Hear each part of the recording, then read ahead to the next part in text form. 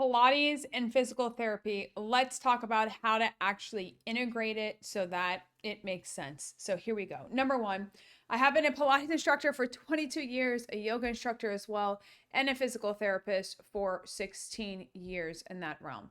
And so I have experienced what the Pilates world does, and I have experienced what the therapy world does, and how I actually coach my patients is a combo of all of them and how to actually combine it all.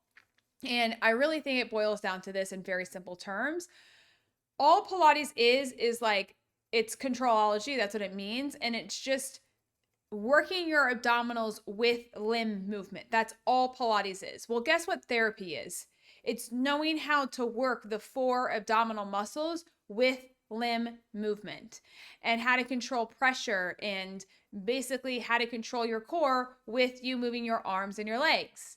It's the same thing, it's just coined differently. And so I think more often than not, I think therapists think it's different. I think instructors think that therapy is at like a higher level. And I think it's actually all the same depending on the actual therapist and depending on their training. And so I'm here to tell you today that there's different pathways from a business perspective of how you can integrate Pilates. And yes, it's on the rise. It's been on the rise. And, make sure that you put it in your clinic or your online business. I think that's huge. So let's get started. Let's get into it. So number one, there is kind of the old school way where it would be like you have therapists, you have your full plan of care, and they basically, patients come in like once a week to see the actual therapist, and then you have where you have a Pilates instructor there and they come in once a week to see the Pilates instructor. And like it's a separate sell. So like you sell the 12 sessions or the full package of therapy, and then you also sell a full package of Pilates, and you say that you need both, and the client buys into that. Here's the problem. The therapist, in my experience with this, have a very hard time just selling therapy. So why the heck do we believe that they can also sell Pilates? Or why do we believe that they could sell massage? I don't have confidence in them. I don't. And I've had like over 30 people that I've hired in a brick and mortar to try to sell therapy. Okay. And by the way, I've hired chiropractors, I've hired a massage therapist. I was a Pilates instructor, so I had a Pilates on staff. I was a yoga instructor. Like I've done the gamma, okay? And we had personal training. Like we did it and saw it all, okay? And I can tell you that it's just going to be, if you have therapists, let me just say this. If you have therapists selling your plans of care, which I do recommend, okay, physical therapy plans of care, which I do recommend because if it's coming from an actual doctor, it's more believable and reliable, okay? Comparatively, if you have an admin trying to do that, your sales will go down, just so you know.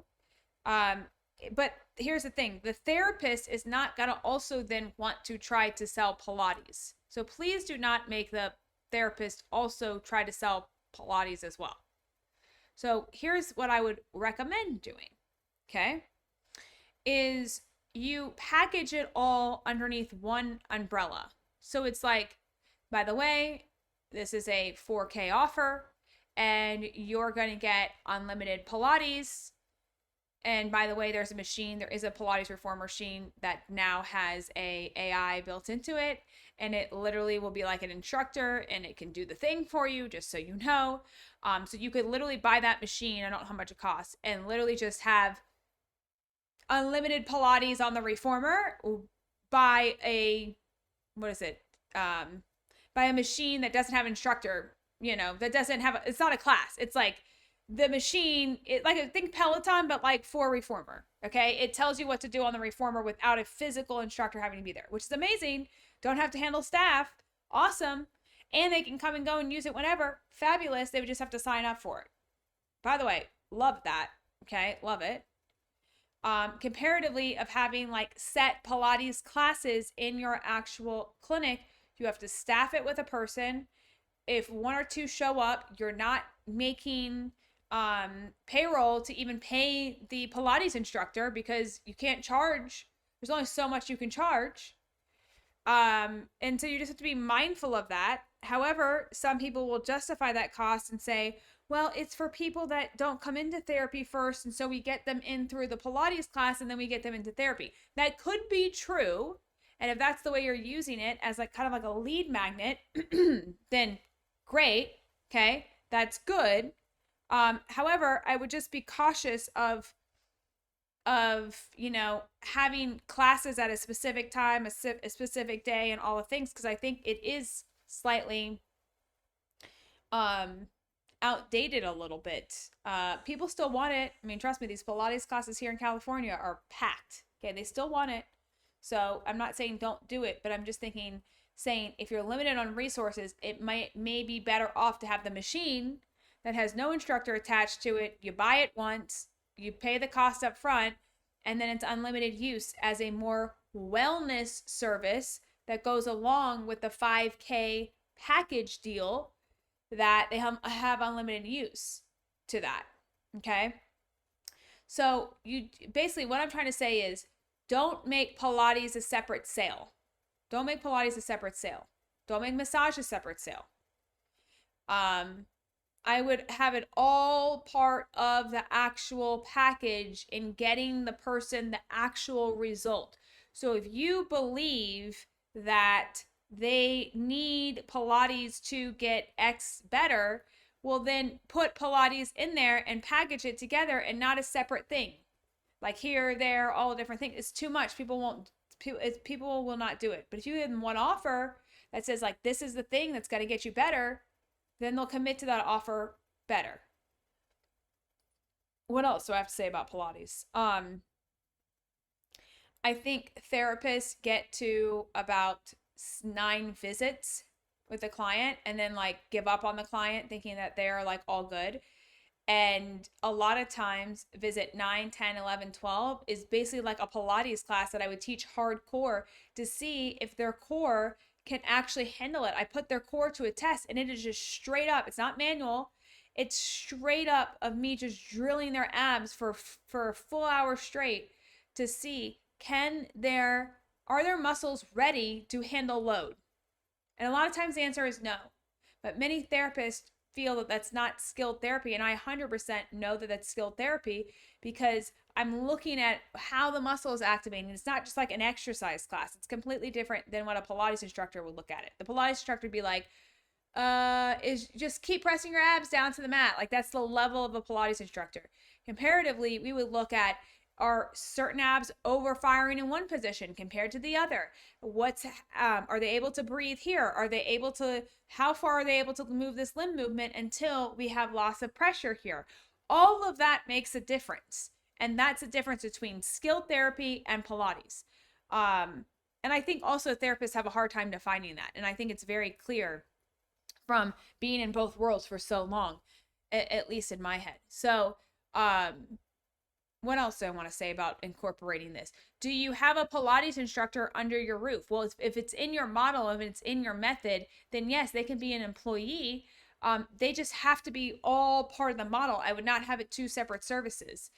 And yes, I do understand where you could attract people from, like, let's say a massage therapist or a Pilates instructor and then get them into your actual practice. But I feel like that's fewer and far between. And is it really worth the separate sale?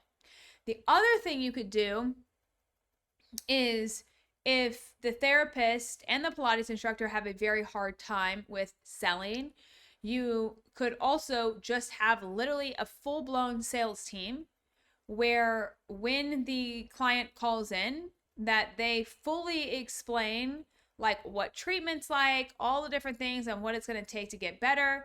They explain the price up front, that it's a 5K offer. This is what's included. You'll get the results and like just really, do it over the phone. and sell it then, so that the therapist doesn't have to worry about selling, and that the, Pilates instructor doesn't have to worry about selling. However, to get someone in from not knowing you to a straight up 5K offer is typically a very hard sell. And so again, let me give you an example. My conversion rate of just saying, hey, it's $250 the first session, and just they're only losing $250 if all else fails, and someone sucks, great, or they hate the appointment, great. And you can even do a money back guarantee where you're like, you're not happy, then we'll refund you for the first visit, whatever. Like, to just even get them in, to just get them to try you.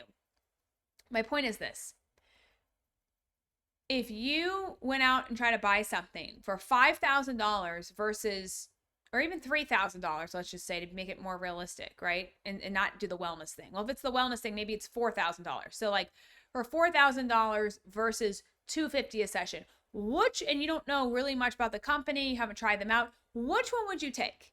I guarantee you 99% of people would take the 250 just so they can test it, right? And see. So this is why personally I don't promote a lot of selling over the phone unless you have an insane sales team. Because a lot of times the patient's going to be like, no, thank you. And they have to come in and experience it themselves to then understand, oh yeah, this is something I like to do. Oh yeah, this is great. They are going to solve my problem. I now understand from my doctor, the authority figure, oh yeah, this is something that is going to take me there. So just be mindful of that too. Like, don't think that an amazing salesperson is just going to be able to just convert right away. They might convert at 40 to 50% comparatively, maybe even less than that, maybe 40%, I would say, from my experience. And then I would say if you're at 250 a session, you're probably going to be converting at 70 to 75% over the phone that way. So I would rather convert at 75% on the phone, knowing that if they come in, the likelihood of them buying a whole package or staying for, all their visits is 80, 90, 95% chance that they're going to do that. So again, it just depends on what kind of model you want to run. Different options here today, but the biggest takeaway today is incorporate Pilates into your actual whole method is how I would ideally do this, especially because wellness is on the rise and there's other wellness services. And so if you can also not only incorporate Pilates, but incorporate a vibrating plate, red light therapy. If you have room, cold plunge and sauna, great. If you don't, then don't do it. Maybe a vagus nerve stimulator. Like, all this is passive modalities that your front desk person could set them up on and not worry about, something happening.